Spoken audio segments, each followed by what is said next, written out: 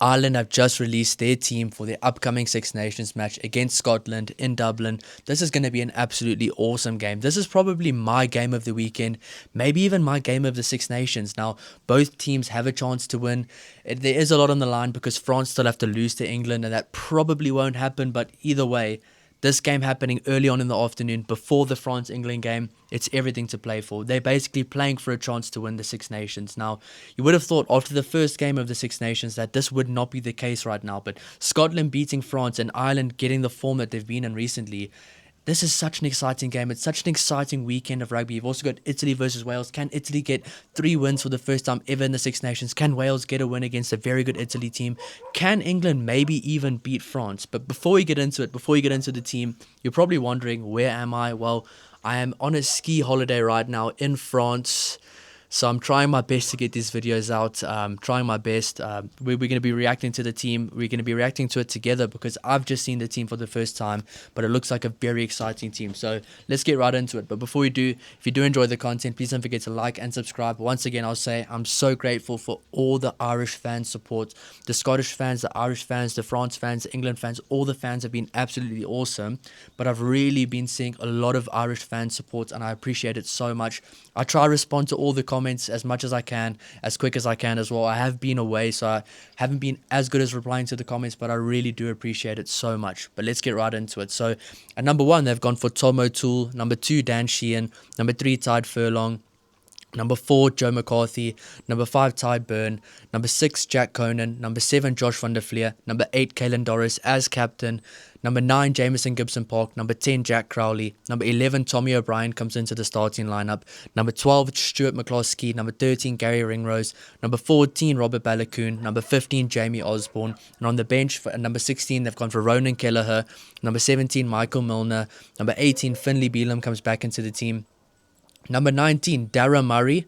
I hope I said that right. He comes into the team. Number 20, Nick Timoney. Number 21, Craig Casey. Number 22, Kieran Frawley. And number 23, Bundi Aki. Now, I did do a bit of a prediction for who I thought they would pick.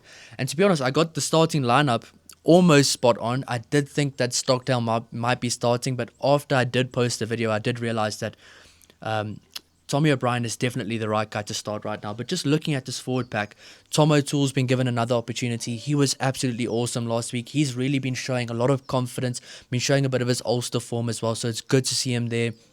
It's going to be a big game for Tide Furlong, especially in the scrum battle. Scotland last week against France really stepped it up and showed some real big guts and physicality in the scrum battle. Now, Scotland have added 2 maybe heavier forwards in the locks this week, so they might be even better at scrum time. So it's going to be a big game for Tide Furlong. Can he show up in the scrums? Because around the park, he's been quite good around the park. The way he carries the ball, the way he hits the rucks and creates clean ball for Jamison Gibson Park, he's been good in that regard. But when it comes to scrumming, he's not been at his best.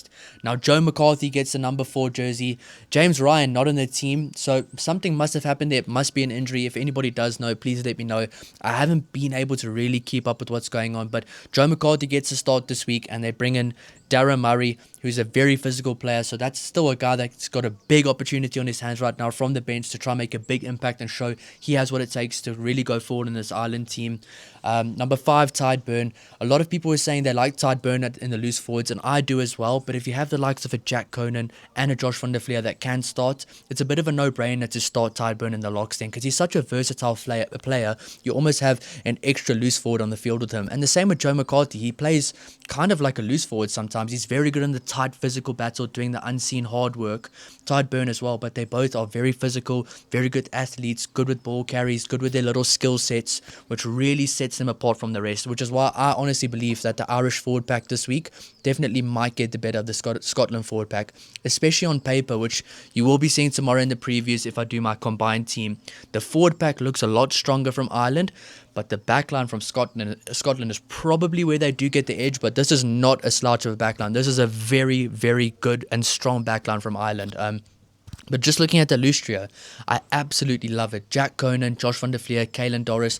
You know, Jack Conan is going to give you that 80 minutes or 70 minutes of real hard work, hard graft, physical rugby. He'll score tries from 5 meters out. He's going to be doing the pick and goes, creating quick ball for Jameson Gibson Park. He's going to be tackling all over. Then you have guys like Josh van der Flier that run those real sneaky lines on the outside of a Kalen Doris, on the outside shoulder of a Jameson Gibson Park. Josh van der Flier is such a good athlete that people sometimes seem to forget how good of an athlete he is. He's really, the last few weeks, been stepping up his games, especially that England game. But he just decided that game, I'm going to play like the old me, and he's been phenomenal since. I mean, he's one of those guys that once he makes a half break, he's almost like a center or a backline player. And to be honest, if the backline had a lot of injuries, he probably would come in and be able to slot in the backline somewhere. So I really do like Josh van der Flier.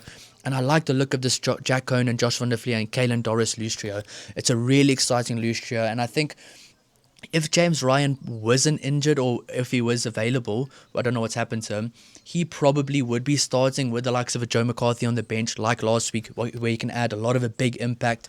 He's an explosive player. Give him 25 to 30 minutes. He'll add a lot of value when he comes on the field. But it's a big game for Joe McCarthy. I think he will impress. He's been much better than after that Italy game, the first game of the season. He's come a long way since the France game, the first game of the season. He was quite poor in that game, but he's really come along well since. So I think some big games needed in the forward pack from a tied furlong, especially at scrum time. Joe McCarthy starting now in James Ryan's position. Jack Conan, I think he will play well. He's a very good player, and he's one of those real consistent guys as well. But moving on to the back line, they've kept Jameson Gibson Park and Jack Crowley together. That probably is the starting 9-10 combination going into the 2027 World Cup. I think right now they have to get those combinations. Sorry, there's a car driving. I am sitting outside and it is freezing cold. They have to get those combinations kind of figured out, get them getting more game time together, more cohesion, more experience together. So Gibson Park and Crowley will just get better as time goes on. But the one key thing that they need is a forward pack that gives them that quick go forward ball, quick availability, good clean ball at the breakdown. That's where Jameson Gibson Park is at his deadliest, where you can start playing around the fringes, quick ball, the backlines on the front foot. That's where Ireland are dangerous. If Scotland do manage to slow down the Irish ball, that's where Ireland sometimes look like they're trying too much, where they start playing 12 phases and not getting anywhere. That's where it starts to look a bit different. Especially Wales did really well at kind of slowing down the ball initially and getting into their groove defensively, which made Ireland have to play a lot more than they needed to. I think last week, when it comes to a kick-pass ratio for how many passes you do before you kick, Ireland really passed the ball a lot more than usual.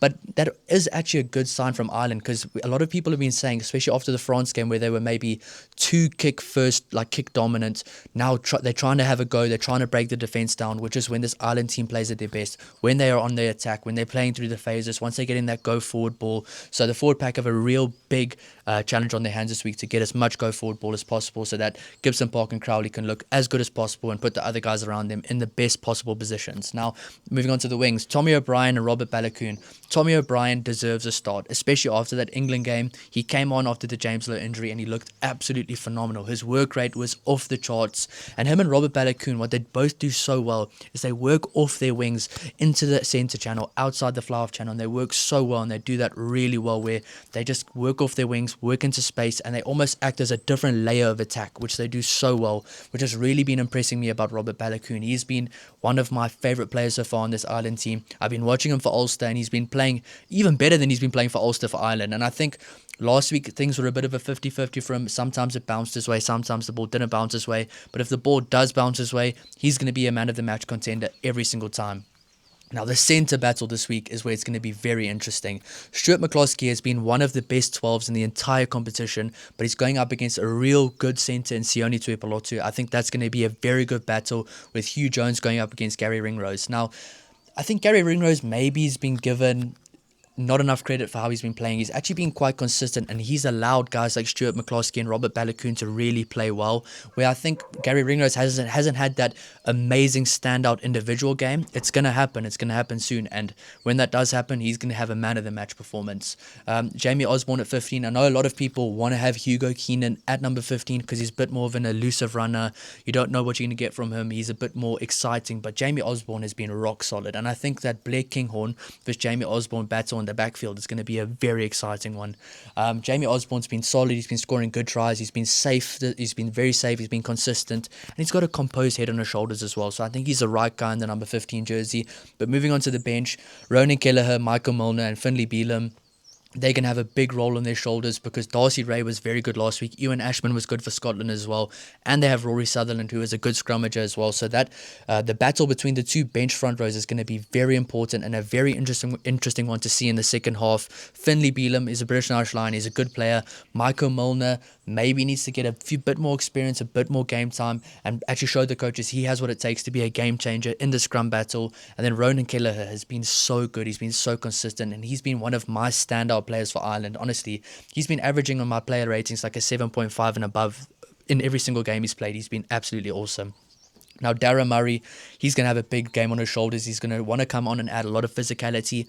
I don't know how many minutes he'll play. I don't know if he'll play that much. He might play like 5 minutes. I'm just guessing based because he's not really one of the guys that's been playing as much as the other guys as regularly. But then number 20, Nick Timoney, he's going to come on. He's going to get a lot of minutes and he's going to come on and add a lot of impact. He's been such a good player. He did get a start the other day. He did perform very well when he started, but he's one of those guys in this team that just works better off the bench. Maybe I was thinking that Jack Conan was that type of player for them, but honestly Jack Conan could be a better starter for Ireland going forward, where Nick Timoney could be that guy like a Kwagga Smith style player that just adds a lot of impact off the bench. He's a solid player. If a guy does get injured early on, you can bring him on early, but I mean Nick Timoney has been a phenomenal player for Ireland, the Six Nations. He's been consistent, he's been aggressive, and he's been up there with one of the most competitive players in this Ireland team. So that's a really good find from Ireland, especially in the Six Nations.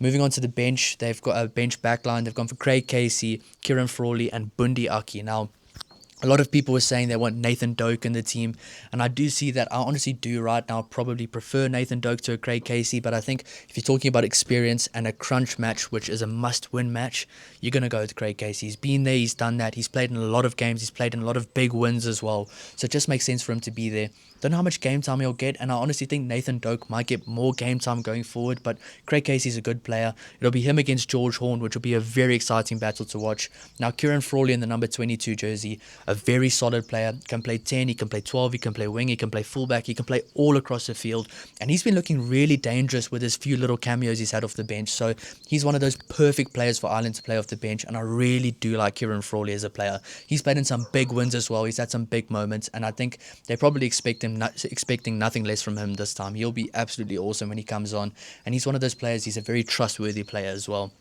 Now, number 23, last but not least, Bundi Aki. I don't know what they're going to do when they bring him on. Do they put Gary Ringrose on the wing somewhere? Do they take him off and put Bundi Aki at number 13 or him at 12 and McCloskey at 13? I just don't see them taking off Stuart McCloskey. Maybe Ringrose will come off or something like that will happen. I'm not exactly too sure what's going to happen, but at least having a guy like Bundi Aki in the team will add a lot of punch power, will add a lot of venom in the team. He'll be so competitive. He'll be so motivated and ready to go. I think you can only benefit from having a guy like him in the team, especially if he is going to come on and play at his best. But a bit of a selection headache there for where they're going to bring him on. It could be very interesting, but it'll be very exciting. I mean, McCloskey and Aki next to each other could be a battering ram that Scotland do not want to face. But, I mean, looking from the outside as a neutral, this is a very strong Ireland team. I really do like the starting forward back and the starting backline. The whole starting lineup looks very strong. I will be doing a prediction tomorrow, a preview, and a bit of a combined team, so stay tuned for that. But very strong Ireland team. Let me know your thoughts down below in the comments, and I'll see you in the next one. Cheers.